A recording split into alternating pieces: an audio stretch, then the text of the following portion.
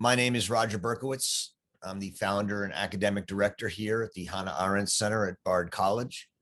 Pleasure to be with you today on a beautiful Friday in May. We are in the midst of reading through the virtual reading group, Hannah Arendt's The Human Condition. The Human Condition is divided into 6 chapters, or I hope I have that right. But the middle chapters, which we are in right now, are on labor, work, and action. And we are now in the last of these middle chapters on these fundamental characteristics of what it means to act as human beings, the vita activa. These are fundamental capacities of what it means to be human and of what it means and how humans can act. And in the action section, which Arendt will say is the section that above all has to do with our humanity. The argument has gone such that in order to be human, we need to disclose ourselves. We need to bring ourselves out into the world. And in bringing ourselves to the world, let others see us. And that is when we begin to then be meaningful, because they talk about us and a story forms about us. And we become part of the world, the public world. It is this disclosure into the public that really is, for Arendt, what it means to be human. For those of you who are interested in things like philosophy, Aristotle says that man is a political animal, or an animal, a zoon, that has speech, zoon, echon, logon. And that idea, which then gets translated through Aquinas as man is a social animal. And then in Kant, as man is a vernünftige Lebewesen, a rational animal. These are different definitions of man that have emerged in the tradition of political thought. And Arendt's is different, right? She thinks man is a being who appears, who is meaningful in the world. And action is this chapter where she's talking about this profound and important capacity of mankind, all humans, to speak and act such that they insert themselves into the world and thus become part of the world, the stories, the meaning, the tales of the world. So sections 24 and 25 in this chapter 5 of the Human Condition on Action are about this idea of disclosure. Chapters 26 to 32, which we've been reading and which we will finish today, which are the middle part of this section on this chapter on action, are a little more complicated. They are about what she calls the frailty of the human affairs, namely that human action often, it's boundless, it can't be controlled, and it is uncontrollable, and the result of human action is that it will tend to destroy things, and it may even destroy itself, and it won't last. And so these sections 26 to 32 are about the frailties, the problems, and the way that, in fact, because of the frailties of human action, most of politics from Plato till the present has been an effort to eradicate action from the political world. Because action is uncontrollable and boundless, it can lead to all sorts of bad things, right? as we read last week, the only criteria for judging action is greatness. And greatness is not moral. It can be immoral. It can be pretty awful.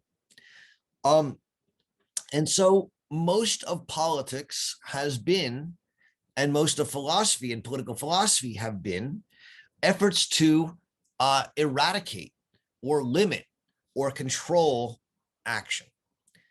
And so the Greeks had a particular solution to allow action to happen, the polis, to appear in public.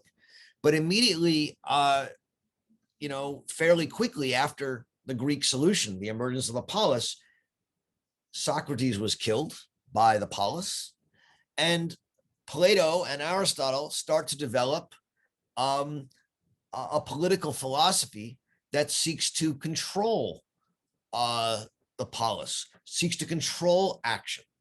And so the whole argument of this chapter on actions from sections 26 to 32 is that even though action is at the very root of what makes us human, it is so dangerous and so disruptive that almost the entirety of political theory has been dedicated to getting rid of action or controlling it. Within that, she talks about how in the modern era, two new, the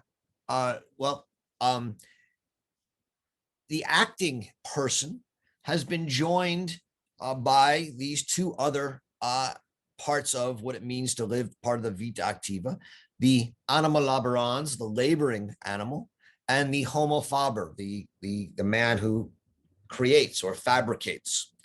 And part of the argument of this book, right, the whole book, The Human Condition, which will be largely made in chapter 6, which we'll get to in 2 weeks, is that homo faber and anima laborans have surpassed the human actor and the acting human as the center of our active lives.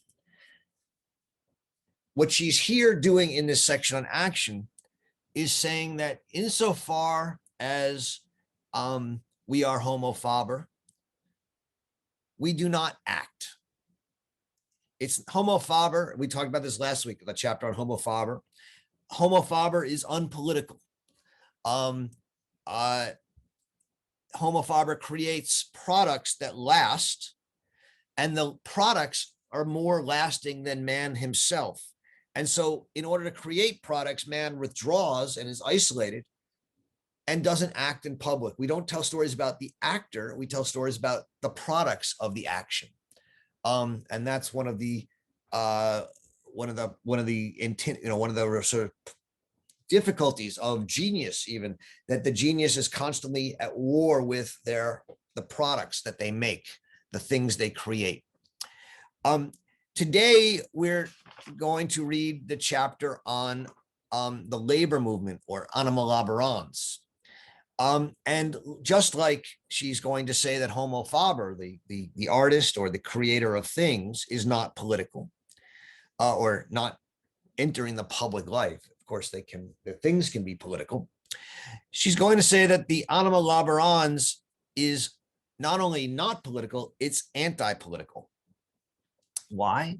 Because the anima laborans is one who pursues life, survival as their highest good.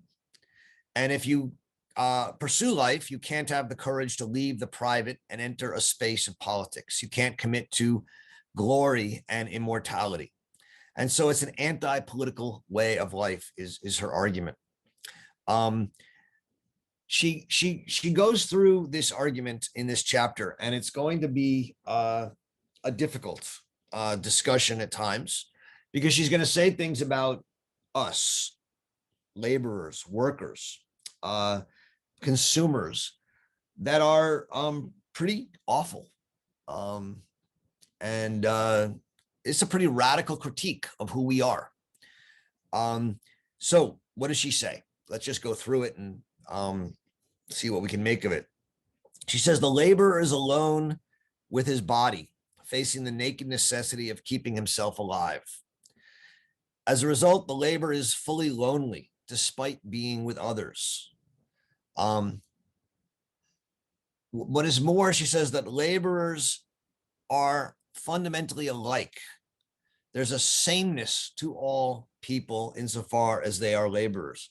And I just want to be very clear. She means us, all of us. She quotes Adam Smith, who was then quoted by Marx, both positively, saying that there's less of a difference between a philosopher and a porter, a street porter, than between a mastiff and a windhund, a greyhound, I think. And that this sameness of people who are laborers, namely philosophers are laborers, we teach to live, we do this for a living, to the extent that there's a deep sameness to all of us as laborers, which is different from equality, right? Equality for her is an equality of unequals, equality of plural people. But in a world of labor, where we are animal laborans, we don't need equality because we're all the same in some deep way. So, well, how are we the same? In that we're driven by the body's metabolism with nature to eat and survive.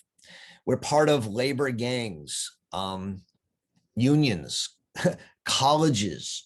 We identify as part of a workforce. And as doing so, we lose our individuality. There's a somatic experience of laboring together. And this unitedness, she says, of the many into one is deeply anti-political. It's on page 214. And then she says, in a consumer society, all laborers are basically the same, right? Even a philosopher and a street porter are basically the same. They labor for bodily needs or to consume, right? And while there's some differences, some may consume a latte and some may consume Maxwell House. They're basically, those differences are minor in her telling. So I take, she doesn't say this, but I trying to understand what she's saying. I take Arendt to mean that what makes people the same is that we are all wage laborers today. The contrast she draws is between wage laborers and the exchange market. In the exchange market, each person brings to light skills and qualities of the producers of our products and the producers that distinguish us.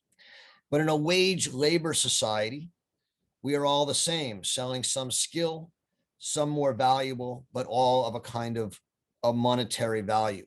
So this idea of the labor market, in which all of us today are part of this one labor market in a consumer society, and we're all wage laborers, means that we are all in some deep sense the same for Arendt, in a way that is anti-political and that militates against the very purpose of action, which is to disclose ourselves as unique and different and plural beings. This incapacity, as she understands it, of the animal laborans, these wage laborers, us, all of us, I think, to the extent that we are wage laborers, this incapacity of us for distinction and thus action and speech, she then gives an example, and it's a controversial example, and I've gotten a couple of emails about it, so I'm going to try and talk a little bit about it. She says, is confirmed by the history of slavery, the absence of slave rebellions in ancient and modern times. She says in the footnote that modern rebellions and revolutions demand freedom and justice for all. Whether it's the American Revolution or the French Revolution or the Haitian Revolution, there's a claim of freedom and justice for all. Whereas she says in antiquity, Slaves never raised the demand for freedom as an inalienable right for all and never sought to abolish slavery. So what she's, as far as I understand what she's saying here, is she's bringing up this as an example that people who are generally the same, who are animal laborants, who are wage laborers, who work for metabolism with nature, for wages, for in a gang, in a college, in some group, are basically the same, and lose a distinction, and lose the distinction for disclosing themselves. Now, is it true that there haven't been many slave revolts? You know, on the one hand, there have been some, and there are insurrections. But and so you know, we should not take her at his word. And I know Bill sent me a list of 7 of them. I think I think the point is not only about slavery, it's about wage laborers, but it's about how we become inured to not disclosing ourselves, and to the extent that our the sort of the pith or the core of who we are is animal laborans. For Arendt, we become accustomed to a non-political or even anti-political way of life. This doesn't mean that as individuals, whether as wage laborers or as slaves, we don't thirst for freedom, or we don't seek to pursue our interests. I don't think she would say that at all. I don't think there's a rejection of I mean, it's an interesting question of whether, you know, because she does say that that laborers lose their individuality. So, I mean, you know, to the extent that she says that both slaves and laborers lose their individuality, is she missing something about people? Maybe, yeah. Although I think what I think she's trying to say is that to the extent laborers and professors and slaves thirst for freedom and pursue their individuality, they do so in the social and the private worlds, not in the public worlds for the most part. You know, so let me, we'll come back to that, I'm sure. One place where the laborers, wage laborers, have seemingly sought to politicize themselves is the labor movement. And she here makes a very complicated, maybe too complicated, nuanced argument about the labor movement. Her argument is that you have to separate 2 trends of the labor movement: the trade unions, which seek to pursue people's interests and which have largely been victorious, and people's political aspirations as workers to rule themselves through workers' councils and workers' collectives, which she says have largely been defeated. To the extent that the labor movement has largely sought victory of trade unions, it is, for her, in her mind, it was political for a time, in that its great success was that it brought the laborers into the world. It made them citizens. It made them cease to be either slaves or indentured servants or serfs or other things like that. But what it didn't succeed in doing is actually giving them power. It made them citizens, but it didn't make them appear as people who could rule. She says, how do we explain this flagrant discrepancy between the political success of the labor movement, namely that it brought all these people into being citizens, and the anti-political aspect of laboring.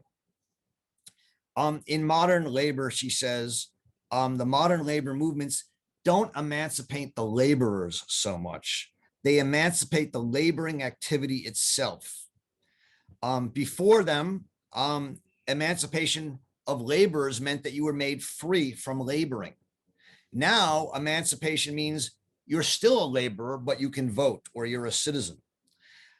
And once that happens, she says, labor movements simply pursue their interests. And the interests are simply usually economic. They no longer become revolutionary or mass political interests. They're not seeking justice or to undo justice, or simply seeking more money or more goods or benefits. And so labor becomes in society one pressure group among many. And that is her critique of these labor movements. The overarching point of this chapter on animal laborans is that even in the labor movements, people whose primary identification is as a laborer, as a wage laborer, as someone who's earning money, are anti-political, right? They don't address the overarching problem of action, which is to have people be political and disclose themselves in the public realm. The last chapter of this middle section of the chapter on action, the last section of this part on action, is the traditional substitution of making for acting. And I will say that this may be the most radical chapter in the book. When I say that section 31 is the most radical section in the book, what do I mean? I mean that what she's here arguing is something that almost all of us will disagree with, I think. What she's proposing, or what she may be proposing, or what she's at least suggesting, is that we reverse a 200 plus or 2000 plus year movement towards substituting making for acting, namely of controlling action in the name of progress, of controlling action in the name of security, of controlling action in the name of the status quo. What Arendt here is saying is that the substitution of making for action has been a progressive vision for 2000 years, starting with Plato. It's expert driven, it's elite driven, it's progress driven, and it's utopian. And as utopian, elite, and expert driven, it ends up degrading politics by replacing politics with a belief in fabricating a better world, and thus it elevates the ends means, or the means ends mentality, above the human idea of disclosing oneself through action. Now, is she calling for the undoing of this expert, elite-driven, progressive, utopian, fabricating politics, or is she simply thinking what we are doing? I think that's an important question in reading this chapter. But basically what she's saying is that action is unpopular at all times. Again, it's boundless, it's unpredictable, it's uncontrollable, it's dangerous, especially to the elite and the status quo. And so since the death of Socrates, the elites and the philosophers and the politicians have sought to replace action with making, and that is part of the 2,000-year-old critique of democracy and part of the argument against politics that she sees to be at the root of most political thinking. The most reliable way to banish the citizen is to tempt them with productivity and private life, with the anima laborans or the homo faber. You say, look, leave us alone to rule, and we'll make sure you're well-fed, well-paid, and taken care of. It's the bread and circus approach. And so politically, what this means, the attempt to escape politics, is that you elevate the concept of rule to be the dominant idea in politics, so that some are entitled to rule, namely the wise or the experts, and the others are forced to obey. There are those who are ruled and those who rule. The ruler is the expert or the philosopher king. And this separation of knowing from doing, Arendt says, is the root of all domination. And it's on the model of the fabricator, the artist, or the artisan. We have an idea, and we are willing to actualize that idea in the world. This is a little bit of inside baseball about Plato. So for those of you who are more interested, great. Less interested, we'll get through it quickly. Plato has two names the idea, both the beautiful and the good. In most of its writing, it's the beautiful. The thing about the beautiful is it's ekphanesteton. It's that which shines and thus is somewhat uncontrollable. The beauty is hard to pin down. But in his political works, he renames the idea to agaton, the idea of the good. And this, Arendt says, is the key to his attack on politics, because in the good, you have the idea of fitness or order, and the idea of the good. It's to eliminate all personal charisma, all personal ideas and rulership, eliminate the beautiful, and set politics under the rule of expert rules and the wise. There's a small digression on violence on page 228, but her point is that we have so fully internalized this substitution of making for action. We've so fully internalized ourselves, not as acting beings, but as homo faber, makers, or anima laborans, wage laborers, that we now think as fabricators. We think that it is natural for there to be ends, whether those ends are capitalism or socialism, or whether those ends are healthcare or not. We think that it is natural to have ends, and that those ends need to be actualized, and that violence is simply an efficient means and a permissible means to actualize those ends. So politics has come to be for us about creating a progressive, just society. It's so natural that none of you, probably none of me, we don't think that's strange to say politics is about creating a progressive and just society. But Arendt thinks that that's a degradation of politics, right?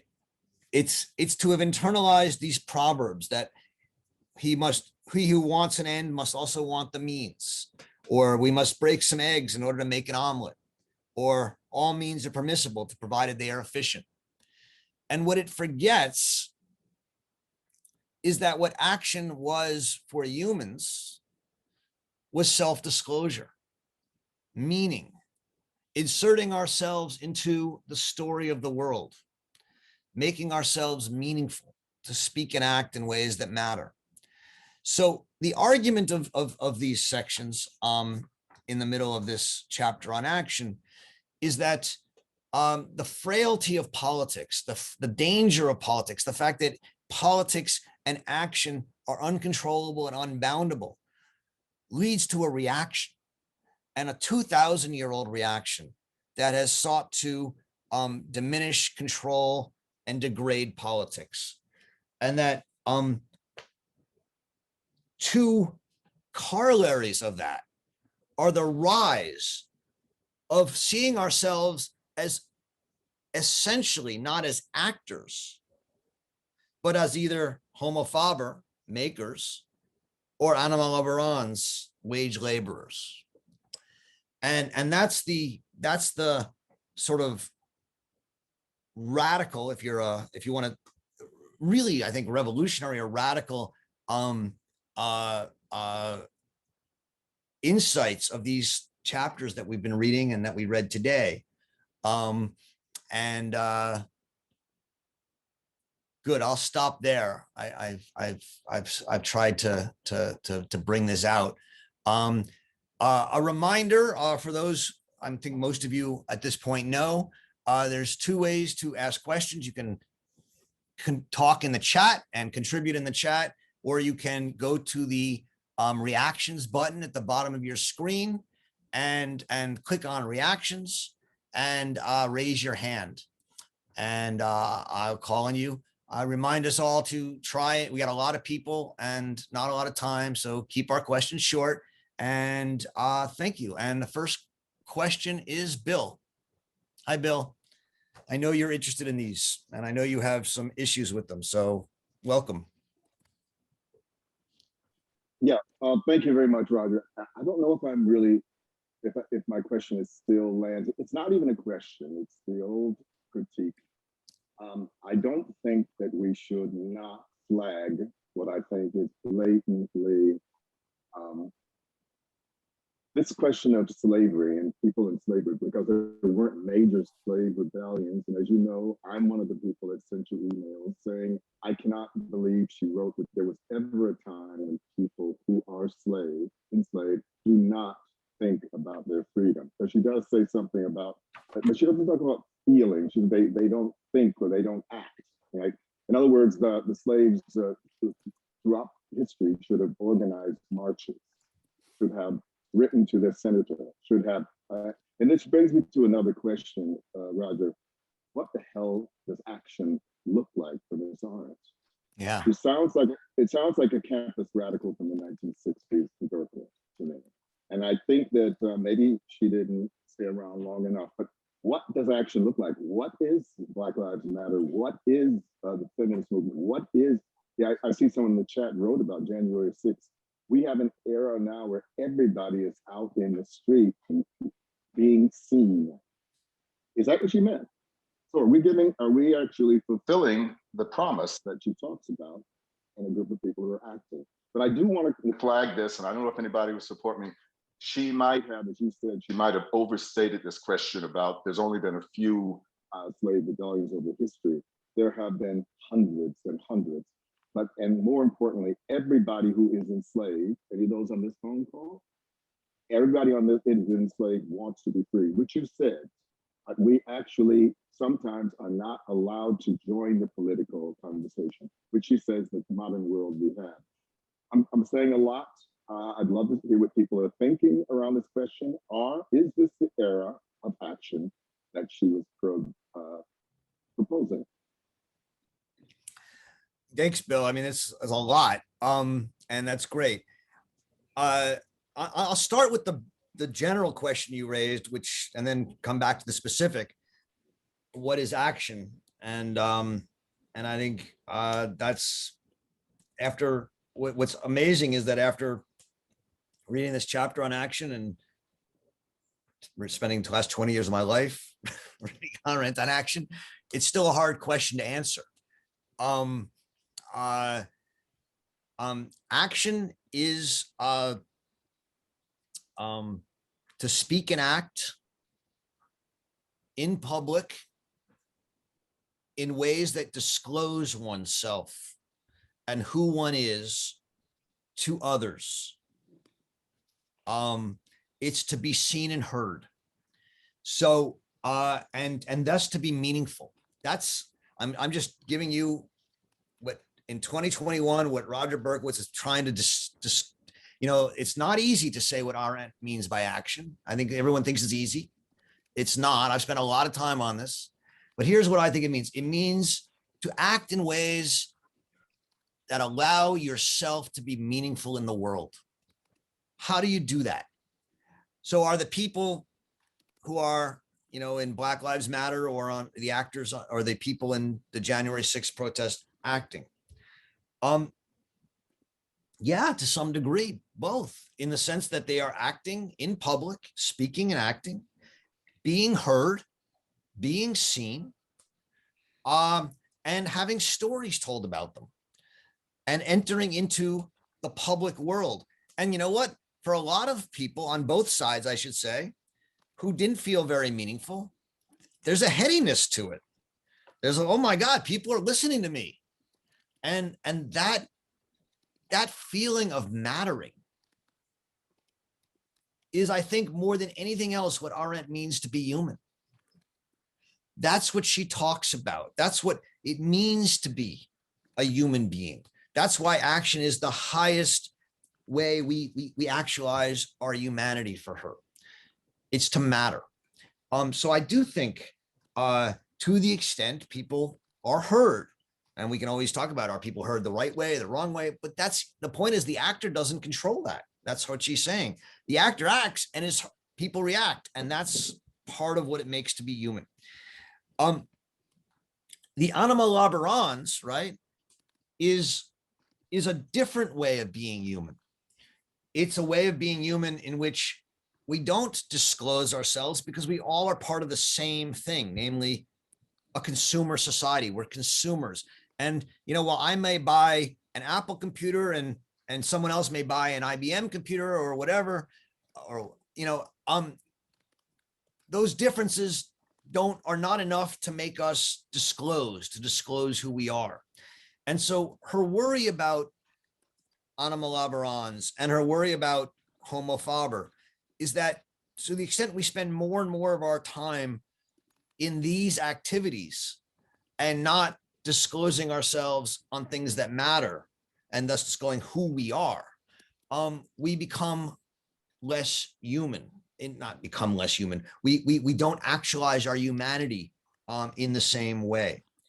And so she's trying to make clear that this equality in the public sphere is different from the sameness that she's talking about that takes over in the anima laborans and in labor, the sameness of all of us who are simply working for a living. And she is trying to illustrate that with this example of slavery that you have pointed out and we discussed on page 215.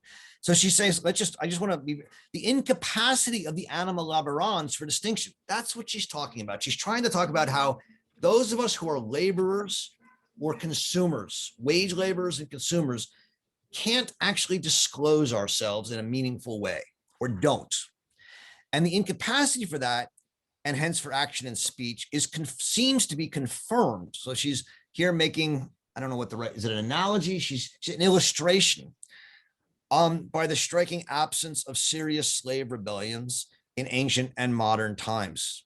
You know, I don't know how to bracket or not the word serious. You know, it's not clear to me exactly what that word is doing, to be honest. But I think the insight, I think the point she's making, which is one that Hegel makes in his, I think it's the philosophy of right, is that most people who are slaves, and he's not talking about racial slave, he's talking about slave through time, accept it, and don't revolt.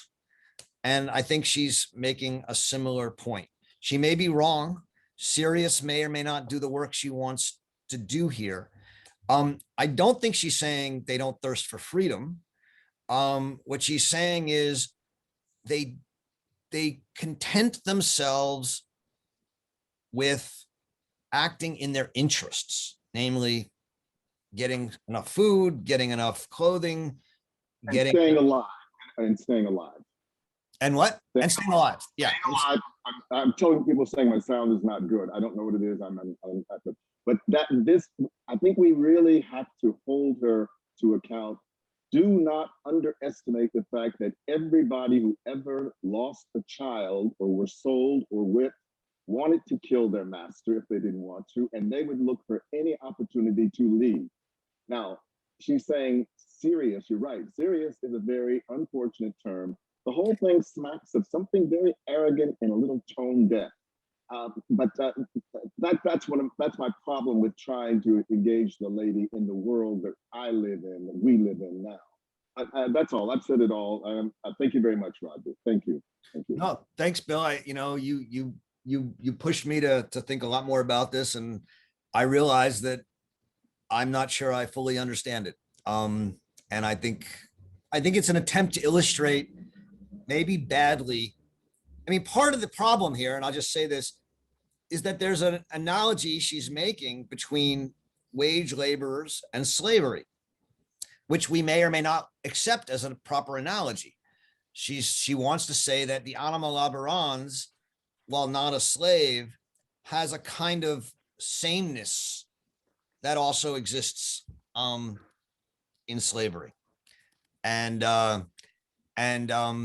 she's trying to use the slave example as an illustration of what she means by the weakness or the incapacity of us wage laborers to disclose ourselves. And it may be an unfortunate example, or, a problematic example. I accept that. Who's next? Hold on, I lost it. Dina, are you there? Hi, yes, I'm there. I was wondering how it is that political theory retained the upper hand for the past 2,000 years. How is it that theory won the day over and above wanting to be seen and heard and have meaning? How is it that, I know she says Plato's, for Plato it was all about responding to the instability of action, to its unpredictable, irreversible, and anonymous nature. But she doesn't explain how theory kept the upper hand, and how, except for to say that we laborers are somehow, tied to the necessities of life. But if that's true, to the extent that she makes it out, she hasn't explained how it is that that tie to the necessities of life even beats our inborn natality. Right. So I think that's a great question, and I think there's a number of answers to it. On one side are the elites, right? I mean, the political theory is a stand-in for the elites, the people who want to rule and control things. Those elites could be the rich, right? They could be the good, the powerful. They could also be the wise, right? The experts.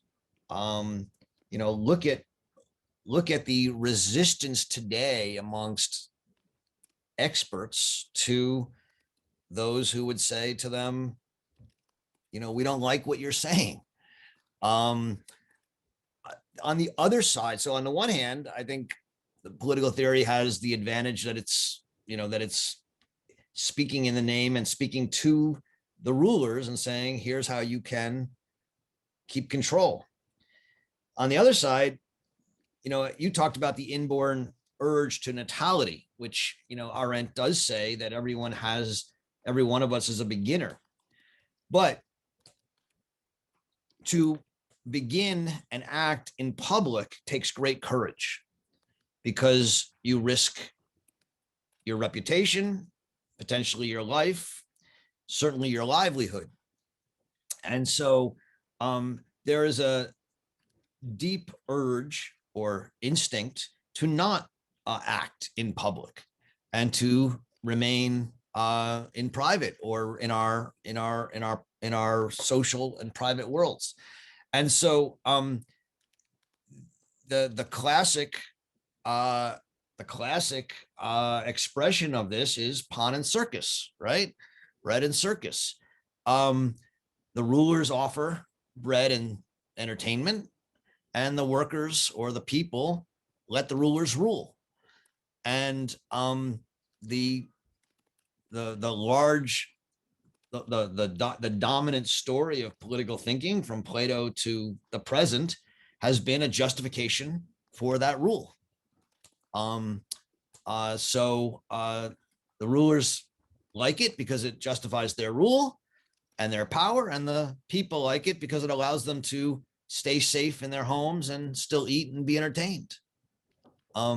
So, I mean, that's the, I think, basic answer. Does that satisfy you?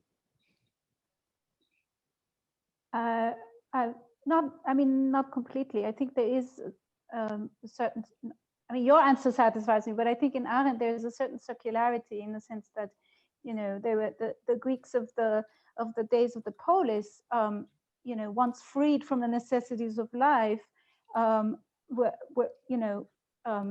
responded to their urge to be seen and heard. And even in the pages we read today, she mentions the Hungarian Revolution of 1956, where she feels that there was that urge was at least addressed to a certain extent. So I think that there's a tension. There's a tension in the text of both being sort of subdued by the necessities of life and lacking courage, and then also by this urge to be seen and heard and to act. That's right. And let me just add, because I think it's a good point. For Arendt, the Greeks in their polis life was a holdover from the warrior lifestyle and the Trojan War, and the idea of competing and showing oneself and displaying oneself. And the polis was for her a miraculous period in which that sort of heroic warrior ethic was domesticated to some degree and made into a politics. Once they killed Socrates, she sees a rebellion against it by the elites and the thinkers. And you're right, she sees throughout history moments of its return, right? Many moments. Hungarian Revolution is one, the early American Revolutionary, or even before pre-revolutionary American times when in New England with the town councils and things was another. There are moments of these return over time where the people demand not only to be given bread and circus and not only to be taken care of, but actually demand to be seen and heard and listened to. And I think certain slave revolts would fit with that, and revolutions would fit with that. And I think a lot of the history that people are doing of what's called, for better or worse, subaltern groups, and bringing people into history that weren't there, is part of this instinct to give voice and recognition to people. But Arendt's point, as I understand it, is that those efforts fail over and over again. Every one of them, they peter out, they fail, or they're suppressed. And instead, what we have are labor unions and interest-based pressure groups that basically don't care about people's mattering, but care about their well-being. And that's the story she's telling. How? Yeah, no, I mean, the one that you kind of started this off by saying that this is to Arendt so very important, because this is the question of what it means to be human, that fundamentally that this is the reason why she focuses so much on this. And I mean, I guess I don't want to do a spoiler alert, but kind of in the final part of this book, she describes how this is associated with things like the means ends rationality, or even associated with Christianity, or this idea of the prioritization over the sacralization of life. I guess the question of how this relates to, of course, the idea of somebody spending their day as a homo faber. I mean, do you think that she would then see it? Is it because it's not that she's saying that working or doing things with your body and your hands and such things, or it's not that as much is the problem. It's this idea that we've made these activities important because they're connected to our everyday consumption process, because she obviously doesn't believe that like we can't not do these things. There was no time in human history where human beings didn't do these things. That's right. No, I mean, let's remember, homo faber and animal laborans, labor and work, are absolutely key activities of the human condition, or faculties of the human condition. She thinks that to some degree, to be human, you have to labor. She says, okay, you can avoid it. You can have robots or workers or slaves do it for you, but you're missing out on something that's human if you do that. And to some extent, you have to make things. Yeah, I mean, you could just buy things. You don't have to make them, but she thinks part of being human is working and putting things in the world, and laboring. So she doesn't see these as fully negative at all. I think that would be a mistake. So where, I guess the question would then, does the dehumanization then in that sense wouldn't obviously come in through the actual fact that you're doing these things? Is it just the fact that we're glorifying and prioritizing them? And if, I guess the question is also like, I'm not sure, I mean, she doesn't really go back before the Greeks, but the conceptions of the political didn't exist in the same way before the Greeks. And of course, she says afterwards, things changed quite a bit too. And I guess then that would raise the question of, oh, is it just because now work has become changed and labor have dominated our lives because we built these giant social organizations based around it, such as corporations and such things, or the market, or like this bourgeois marketplace or whatever, versus something, the idea that this is just something that's, oh, maybe only during the Greeks we ever had anything different. Yeah, I mean, I think what she's talking about is the relative elevation of labor and work, ourselves as animal laborans or homo faber, over ourselves as actors, such that not only the vast majority of our time, because that's I think not the right way to think of it, but the vast majority of our self and self-image and self-worth and self-understanding is consumed by ourselves as laborers and workers.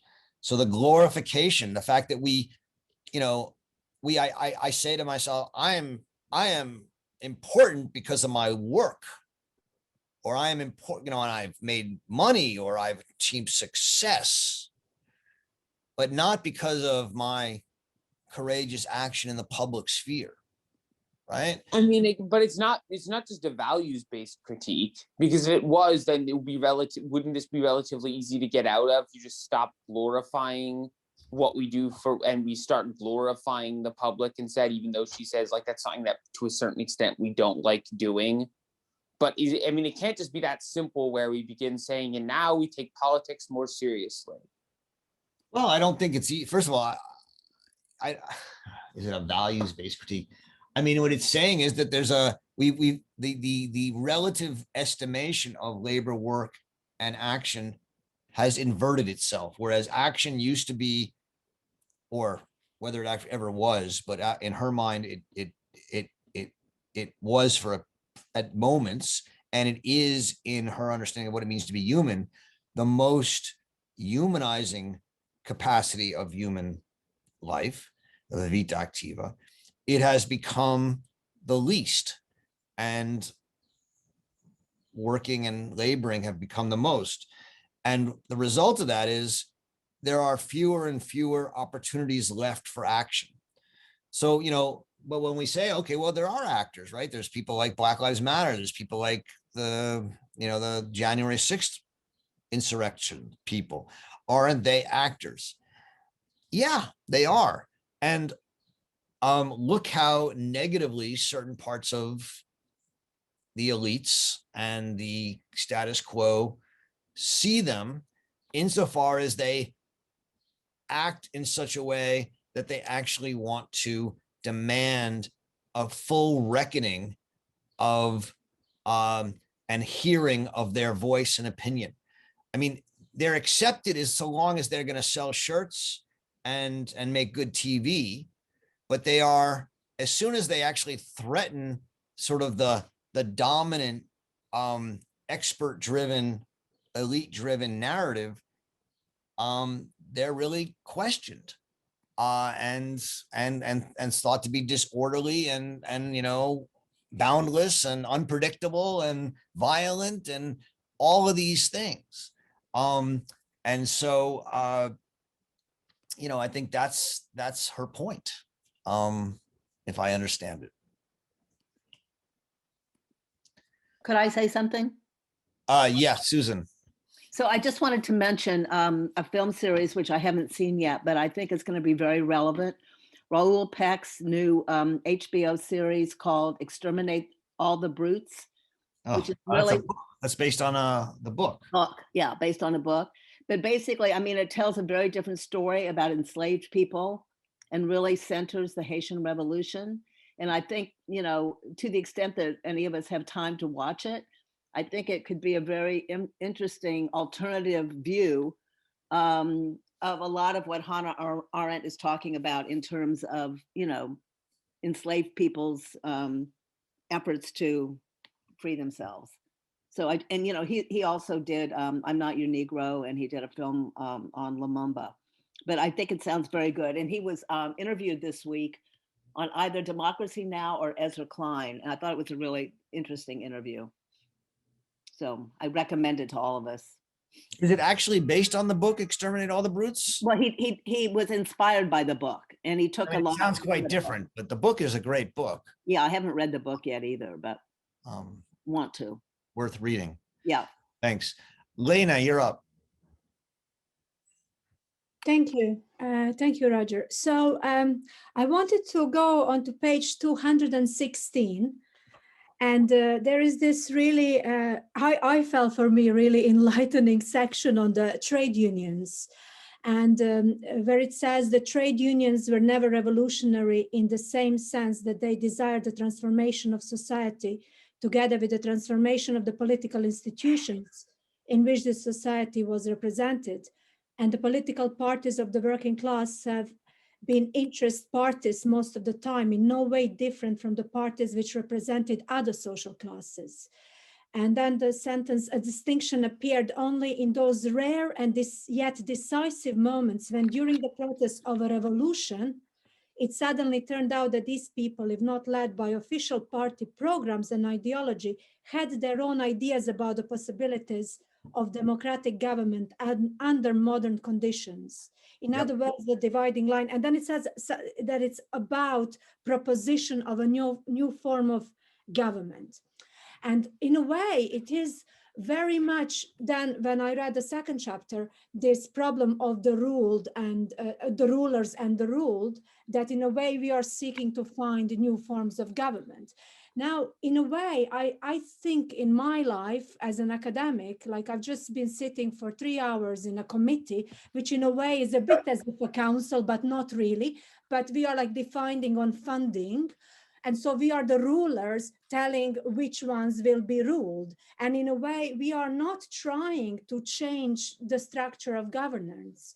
And I think this is quite key that, you know, how do we go about changing structures of governance? But yet at the same time, it strikes me that Arendt is quite keen on this distinction, on uniqueness, a very kind of individualistic way of thinking, which probably is the product of her time. But for me, it misses the word solidarity. And I know it's wrong to be kind of looking for something which isn't there, but how can we find new ways of governance and new ways of being if we don't kind of go towards solidarity? I know there is plurality, but I think solidarity is something different. So that can you understand what I'm trying to get at? It's not necessarily a formed question, but I think I have it, Lena. Okay. Yeah, so there's two parts of the question. The first part, coming out of page 216, is about the fact that those moments in which there have been really revolutionary events in Arendt's thinking, in her account, are rare, and they don't happen generally led by the leaders of parties, right? They happen because the people are mobilized by the leaders and suddenly break loose. Mhm. I mean, you could even think about, in some way, what's happened to the Republican Party in the last 10 to 15 years as an example of that. You had the Tea Party emerge, you had a bunch of Republican leaders try and sort of take the Tea Party over and fund it and support it. And then all hell broke loose and they latched on to Donald Trump, and they have become a public that is demanding to be seen and heard against, all the elites. And the elites have either had to cave in and join them, to try and keep some control, or be run over. And I think you're seeing that happen still in a shocking way. So yeah, I think she sees that she sees the moments of appearing for people as when the people sort of overwhelm the elites. That's why I say this is such a radical and revolutionary and hard for a lot of us to take view. Now it happens on different sides too. That's just the most recent one. And I think, she would see this as an example of action, without a doubt. You raised the question of solidarity. Arendt doesn't talk so much about solidarity. She has a couple of pages on it at the end of the chapter on the social on revolution. And if you're interested, that would be a place to look. And what she says about it there is that true solidarity has to be in one in which you don't what's it called? You don't demean or dehumanize any group in society, including the powerful and the rich. And so solidarity for her is a kind of real expression of plurality and an openness to all the people in a society, including the powerful. And she thinks that too often promoters of solidarity have sought it simply the solidarity of the oppressed over and against other people. And so in a way, solidarity becomes for her a kind of plurality, if I understand it correctly. Okay. Yeah. I mean, I did think that in a way for her, solidarity would link with plurality. And in terms of so in a way, is the governance and the way we govern or the way we organize in that sense is the key. Yeah. Okay. Yeah. I mean, it's a constitutional, it's institutional or constitutional question as well. Yeah. That you create institutions that allow all people to speak to one another. Emily. Thank you, Anna. Emily. Hello. I think my question might be a little bit off topic. The conversation's gone rather a different way. But I was really confused by one passage on page 230, where she says the seeming contradiction clearly indicates the depth of the authentic complexities inherent in the human capacity for action. The word there that really threw me was the one authentic. And I don't understand what she's referring to as an authentic complexity. I understand that she's arguing that there is complexity in supporting action because action can be good or bad, to use Crete terms. But what is this? What can you help me with the term authentic complexities? Because that for me seems to say that there is no alternative. I really struggled with that sentence. And then again, at the end of that paragraph, she talks about building the world of human artifice, which again, I found quite a difficult term. And I just wondered if you had thoughts about what she actually means by human artifice. which imply it's the artifice and the authentic together that really threw me. The artifice implies some kind of fiction. That's right. So I'm struggling a bit with that. No, that's great. Let me see what I can do. I think it's a good question. So what she's saying here is that the modern age did not reverse this tradition of Plato and Aristotle, but rather liberated it from the prejudices which had prevented it from declaring openly that the work of the craftsman should rank higher than the idle opinions and doings which constitute the realm of human affairs. This goes back to who asked the question? Hal, I think, asked that question earlier about the relative weights. In a sense, this tradition from Plato on has been constant. The only thing that we've changed is we now openly say we put the craftsman and the laborer above the idle opinions, those who sit around and scream and yell and talk about their opinions to each other. Whereas for the Greeks, those people were higher, or at least for the Greeks of the polis. In the sentence you first read, the seeming contradiction clearly indicates the depth of the authentic perplexities. There are real, authentic. They're part of what it means to be human. You can't get rid of them. Inherent in the human capacity for action on the one hand, namely that we want to act and disclose ourselves and show who we are in a way that's expressing our opinions and not about anything else, on the one hand, and on the other, the strength of the temptation to eliminate the risks inherent in action and dangers inherent in action by introducing into the web of human relationships the much more reliable and solid categories inherent in activities with which we confront nature and build the world of human artifice. We build institutions, we build utopias, we build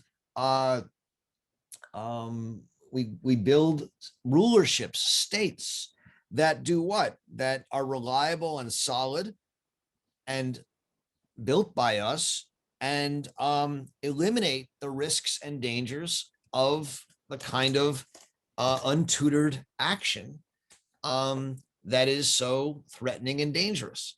And what she's saying, just like someone like Freud will say, there's a fundamental two different drives in the human psyche. There's the drive to the id, which wants to, consume and desire. And then there's the superego, which wants to sort of clamp down and control. And that civilization is this thing that we both need and despise and creates discontents. Arendt, I think, is saying that there's a authentic contradiction in humanity. On the one hand, we want to act and disclose ourselves and matter. And on the other hand, we want solid, built, humanly created worlds of safety and security. And the argument of this book, The Human Condition, the Vita Activa, is that this has been a tension in the human public world for 2,000 years or more. But with the rise of certain kinds of technologies and with the change in values, as I think Hal put it, we have devalued action, and so not only valued fabrication and our artifice, combined with our new technologies of surveillance and artificial intelligence, that we are actually at the cusp of being able to fully eliminate action from the human world. That's the danger Arendt sees. And when she says we need to think what we are doing, she says, look, this has been a tension in humanity for thousands of years. We are at the point where we might be able to get rid of this tension. And you know what? A lot of people want to get rid of this tension. And we should think about it before we do, because part of humanity is acting. That's so can I just expand a tiny bit? So the the question then becomes about if that we can entirely live in a world of artifice. Is that that we have the possibility of living in a world entirely of artifice, entirely of a world she says at the beginning in the prologue, there's no reason to doubt our capacity to do so. And we seem to have a desire to do so. The only question is whether we will decide not to. Mm-hmm. Mm-hmm. Okay, so it's just yeah, I'm trying to get my head around the artificialness then that implies of work and labor. Thank you, though, that's really helped. Thank you. Yeah, I mean, we'll come back to this, Emily, in the last chapter of the book, where she'll talk about the potential of creating a completely artificial world. And, you know, where we live on spaceships or we create a new planet and we live in which everything on that world is man-made and thus made with a purpose, including humans, right? That's the potential she sees. Great, thank you very much. Thank you. Yep. And sorry, my children came in the middle of that. If everybody heard lots of noise in the background, my daughter came in looking for a pen. We like children. I hope they enjoy. Aldo. Hi, Roger. Thank you. Hi. Yeah, I have a perplexity about the action notion, because as Arendt describes it, it can be really everywhere. Sometimes when we discuss about it, it sounds like action. An example of action can be a speech in a parliament, for instance, but action really may be everywhere. So a question I had is, when you say, speaking in public, the public part is, what means public? I mean, public is not necessarily all the world. I mean, it's people who is not necessarily your friends, but public can be also a very variable definition in that way. I wanted, if you can give examples of action and public as well. Yeah. Yeah. Well, when we read section 28 on power and the space of appearance, right? She says that that wherever people gather, there is a potential for a polis. So, you know, you say wherever people gather, wherever. What defines a polis is not the place, it's where people come together to act and speak. And here's the kicker: to be seen and to see. Zadie Smith gave a talk at one of our Arendt Center conferences on almost like 8 or 9 years ago now, in which she talked about you know, how she would go and give talks about her books, at bookstores and stuff. And everyone would ask not about the book, but about how do you become a writer? And she was using it to say that, like, the actual audience for even Zadie Smith, who's one of our best and most successful writers, the actual audience of readers is shrinking and shrinking and shrinking. Even the people who like Zadie Smith are not there to read and talk about her book. They're here to talk about from her how they can write and become. Everyone wants to speak. That's the Facebook phenomena, right? Everyone has their own platform. But who's listening? And so the space of appearances is a space in which people gather to act and speak, but also to listen and see. And wherever that happens, action is possible. And so, from an institutional point of view, Arendt thinks it's incredibly important to constitutionally and institutionally create spaces where that happens, right? And the polis was such a space. And, these spaces emerge the Soviets, the workers' councils, town hall meetings.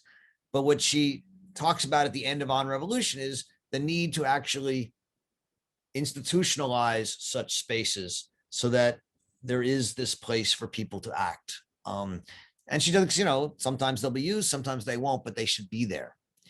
And one of the things she does value about the United States is that in some ways she thinks that the American tradition of civil disobedience,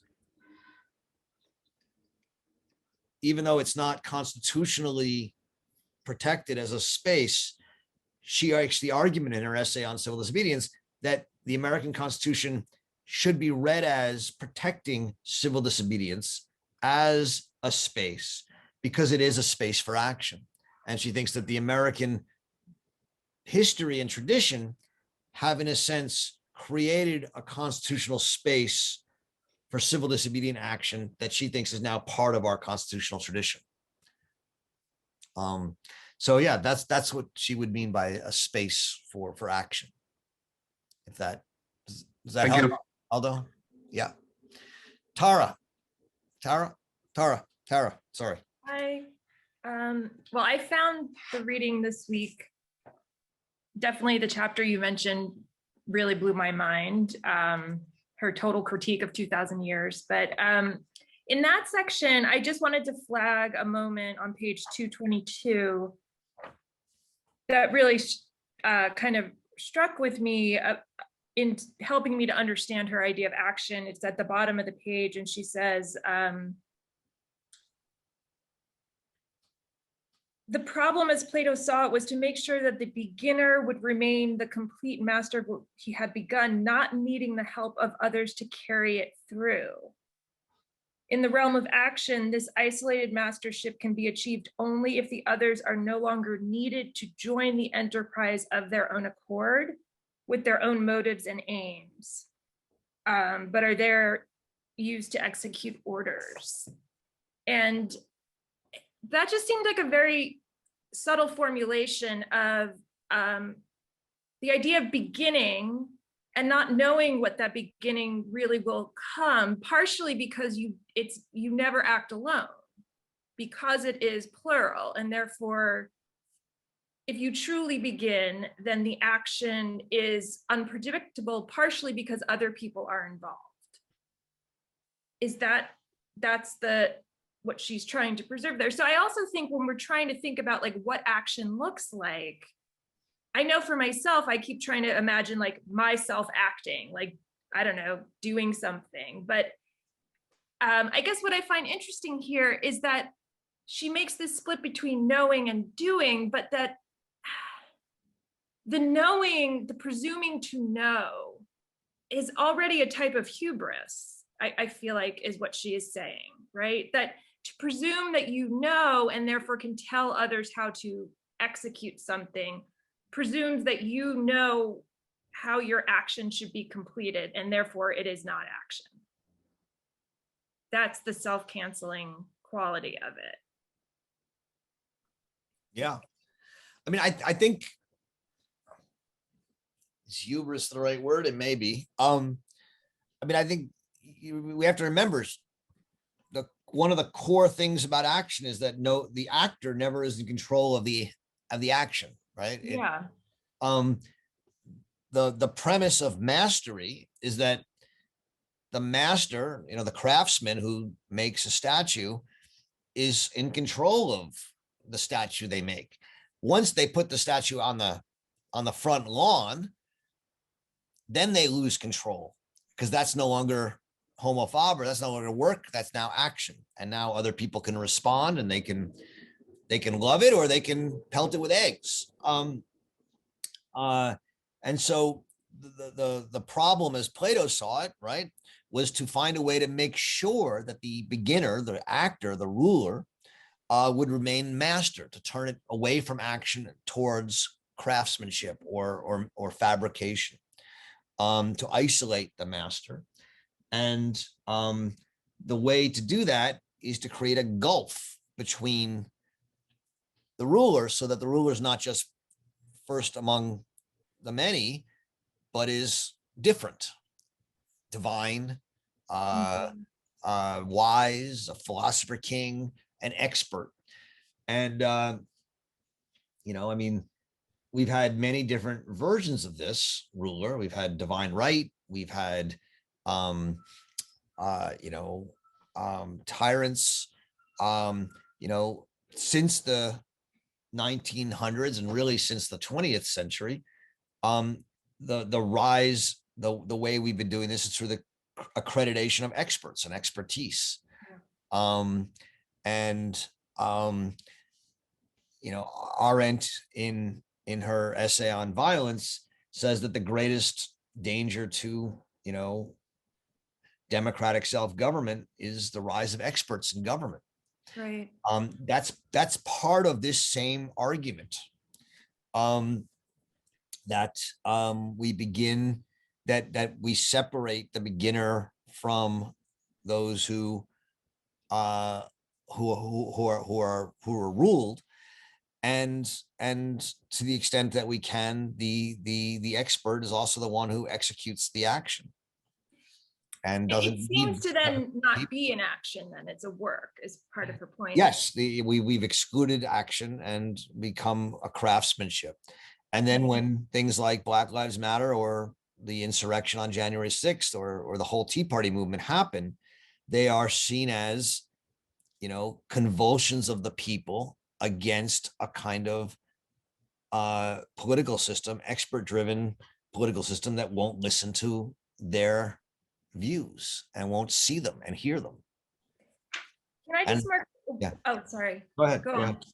One other part, which I don't know if I was just reading this very generously, but I mean, I saw her giving a very on the one hand, she really critiques Marx by saying, I mean, it feels like what she's trying to say is no, the proletariat is not inherently the revolutionary class.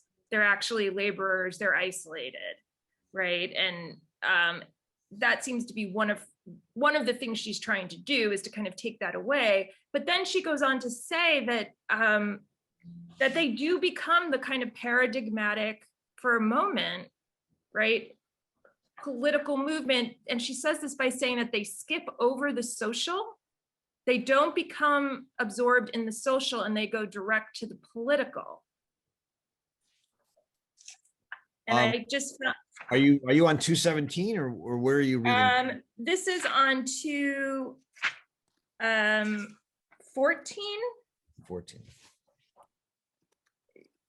She says that the trouble is that only the best social conditions are those under which it is possible to lose one's identity. This unitedness of many into one is basically anti-political.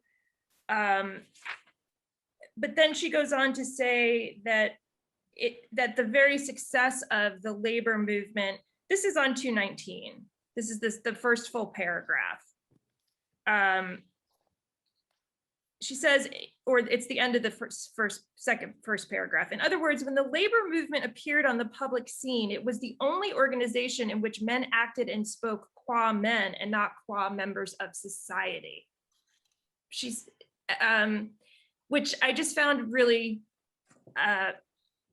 an interesting analysis, that she sees the labor movement as having never been absorbed into society, and therefore when it does appear, it appears purely political. Yeah. Well, no, purely political, I don't think is right. So what she says is, if you look at it, she goes, where does that sentence start? I'm back on 218. The enormous power potential these movements acquired in a relatively short time, and often under very adverse circumstances. So these labor movements, you know, acquired a lot of power, and that to her is a good sign, because it means that if you acquire power, it means you're mobilizing people to act, which means that you must be, you know, doing something right. Sprang from the fact that despite all the talk and theory, right, that's a dig at Marx, right, and all the Marxists, they were the only group on the political scene which not only defended and here's the key, not only defended its economic interests, but fought a full-fledged political battle. Yeah. Now, what are the difference, right? The economic interests are, you know, salary, bread, wages, healthcare, life. What's the political battle? That's, I want to be seen.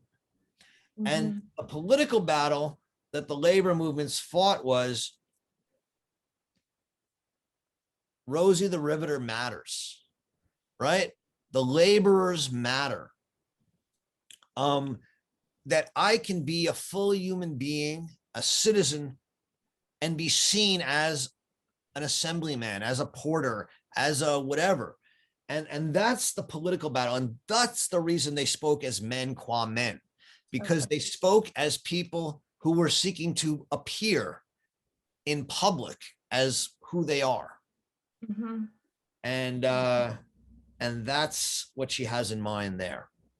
Great. Thank you. And so, Roger, yeah, go ahead. Who? Someone want to say something? yeah, I just on that quote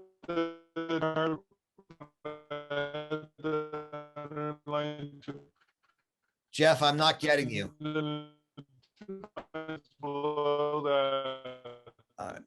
Jeff? Jeff? All probability is nearing its end. She seems to anticipate the end of the labor. Oh no. All right, I couldn't hear what you said, Jeff. I was buffering. She seems to anticipate the end of the labor movement. How did she do that? it's right there in the same page, 219. Well, I mean, I think what she says is that the labor movement became lost its political aspect, and as it in a sense it was a victim of its success. Once it succeeded in bringing its people into political society, it became simply an economic, it became an interest group, and they no longer had them. They were no longer a radical movement. They became just one interest group amongst others. What? Hey, Scott. I'm trying to accept your call. I don't know what happened. Oh, Okay. Somebody's talking and accepting a call, but maybe you should mute yourself. So that's why. Does that answer your question, Jeff? Yeah, thank you. Alex. Yeah, hi, Roger. Hi, everybody. Hi. I am wondering, I guess I want to pick up on some of the things that people have been raising. What I'm really interested in is this connection between power and the space of appearance that Arendt is drawing, I think, because maybe not exactly in these sections, but I remember her saying that it's by having a kind of authentic space of appearance that people acquire power, and power comes from that plurality of acting together, appearing together in common. And I was curious about that because I guess I'm imagining what somebody might say to that. And one response might be, well, power is about actually quite a bit more than appearing, right? And power in some like basic way is actually about dominance and about ruling over. And so, Roger, I think that you were bringing in the psychoanalytic kind of inherent drives, and that kind of fits, I think, with this, especially the idea that we seem to have an inherent drive for domination, a kind of will to power in that other sense, right? And I'm just, I'm wondering what to make of that, how to bring that in or connect it with what Arendt is saying. Because so in that light, the reading of Plato might change a little bit. And what we might say is, well, Plato is actually responding to, this inherent drive. And he is trying to figure out how to prevent that from being destructive, how to kind of domesticate it or make it, bring it into a community in some way. And I'm wondering, so maybe in some, could it be that politics is not just about appearing together, but that there is a kind of element of dominance that can't be eliminated? And if so, should that change, how we think of plurality, how we think of political community?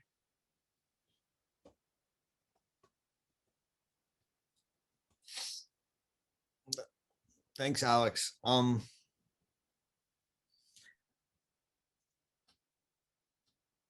So,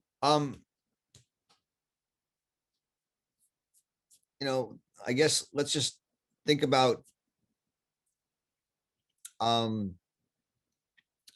Greek polis for a second. And Socrates is on trial, and clearly the vote to kill him is some sort of exercise of power.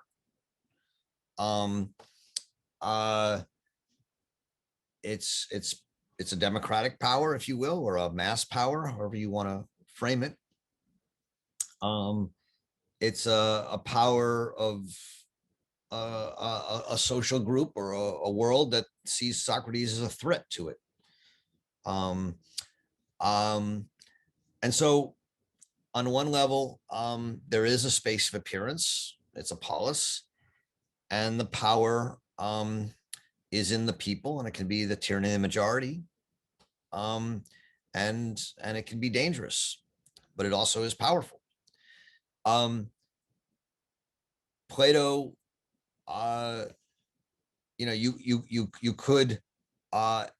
you could erect a tyrant to resist the people, right? That's one view.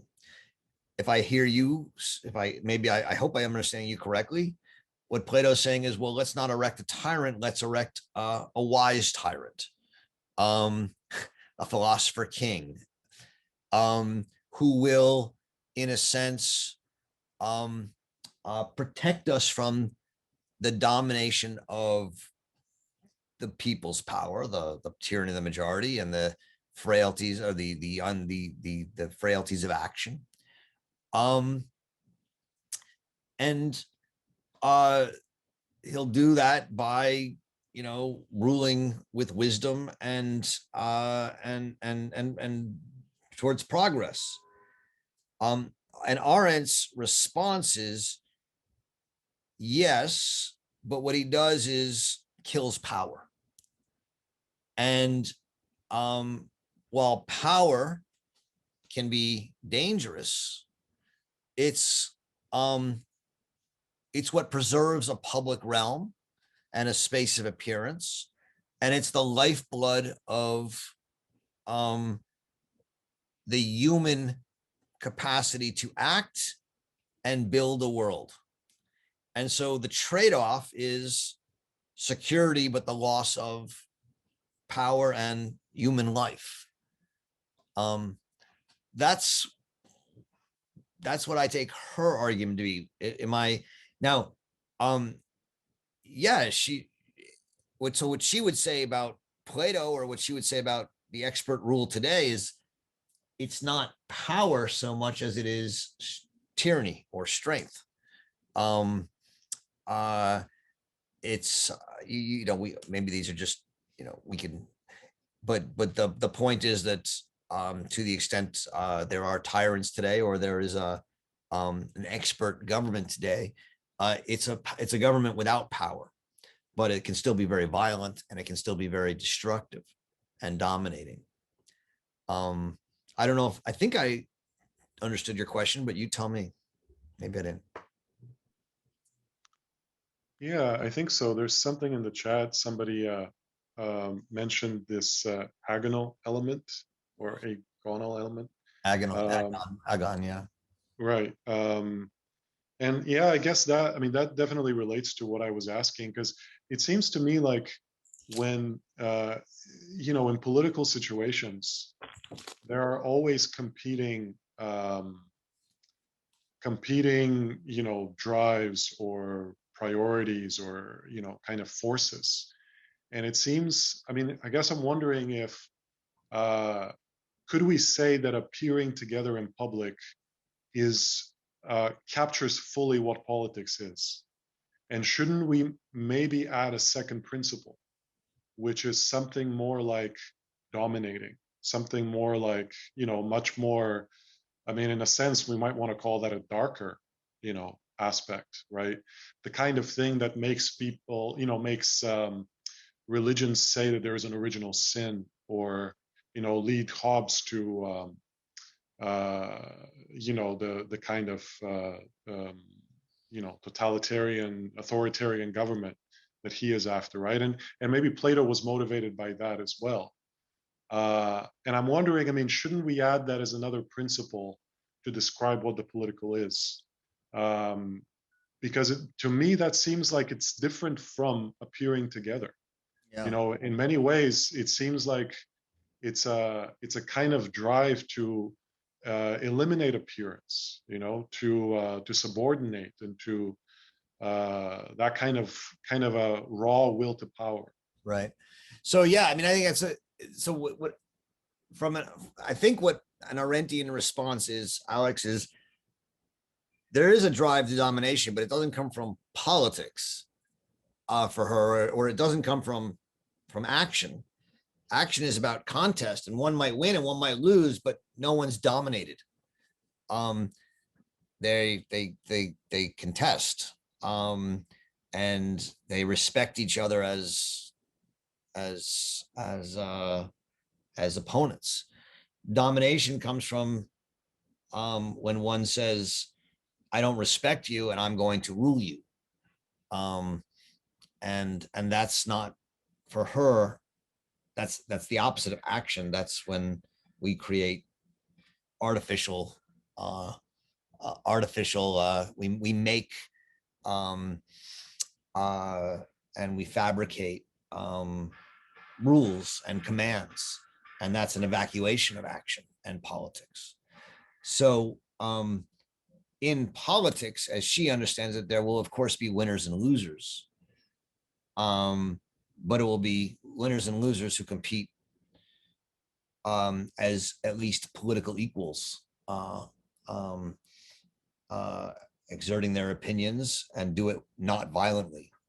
Once you start using violence and you seek to impose your view violently on other people, you're leaving the world of action and politics and entering the world of domination and rule. Now, you could still call that politics. It's not what she calls politics, but I think the words are important for her because they highlight a difference. For her, politics is supposed to be about persuasion amongst equals. It's not about violence of one person over another. And she takes that as a profoundly important starting point for thinking about politics. And you could say, I'm a realist. Politics is about violence. Okay, then you've already moved away from what she thinks of politics as. And of course, you're right.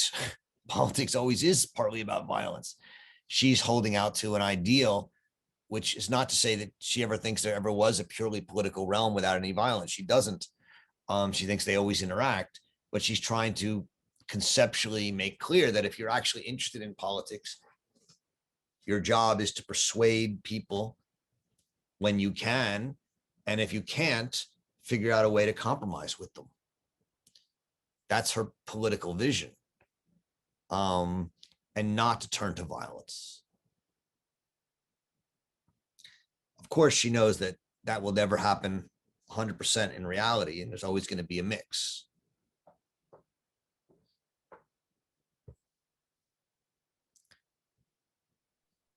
So, is there anyone who has never spoken before that has a question or a thought they'd like to express? We have a little time. Or should we've already gone more than 90 minutes, which was our usual amount, we can let it go. But if there's anyone who's never spoken and would like to risk it, take a question. Hello, Roger. Yes. Nicholas in Montreal. Hi, Nicholas. Hi. I would wonder if you did talk about this last week. The restricted public space, as she knew it, I mean, got restricted, got compressed by the new virtual sphere. It's extraordinary that she used the term web of human relationships. Now, the techno web did transform the paradigm, the parameters, the norms that Arendt was used to. Did you cover that last week and I missed it and I'll listen to it? I think we talked, I think somebody asked a question last week about the virtual public world. I don't remember exactly what we said about it. But you know, I think there's a lot of interest out there about whether the web can or cannot be a kind of web of relations in which people appear and disclose themselves.